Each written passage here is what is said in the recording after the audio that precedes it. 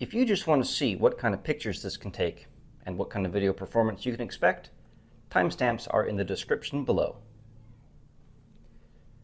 Well, here we are with another cheap camera review. This is a Fujifilm Finepix S1500. This is a 10 megapixel bridge camera with a 12 times optical zoom, and luckily for me it uses AA batteries. It should be no secret that I kind of hate proprietary lithium-ion batteries. They can be really hard to get your hands on sometimes. Mavica. But I digress. This camera, I actually do already know that this one works, so very happy about that. And unlike our General Electric, when it is fully extended, it does not, in fact, look like a schlong. Let's get you in closer to look at this thing. This is a pretty basic camera. You have your wheel of options as usual. It's got just about everything you could ask for, including panorama and video.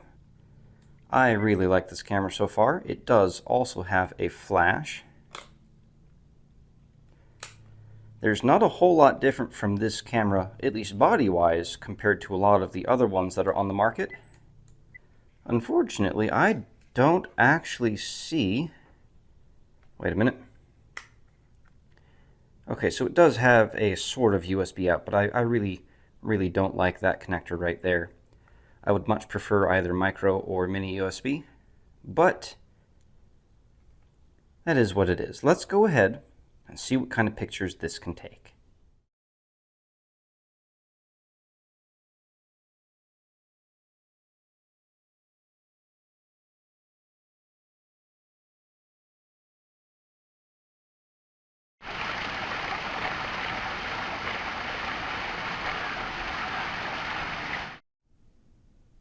A completely unexpected showing for a camera like this.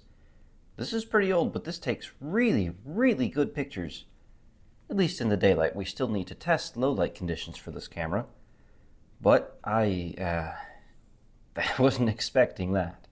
Now the video quality leaves a lot to be desired, but again, this is quite an old camera that is to be expected. But so far, even though it's only 10 megapixels, I think that this takes the best photos out of any camera we've tested. Huh.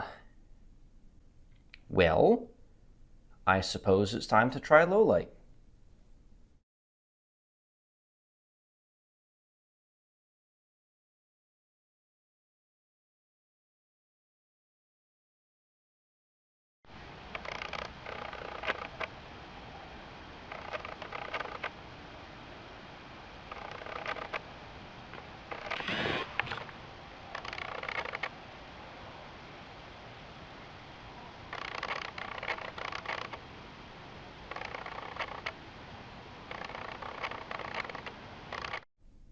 Color me impressed.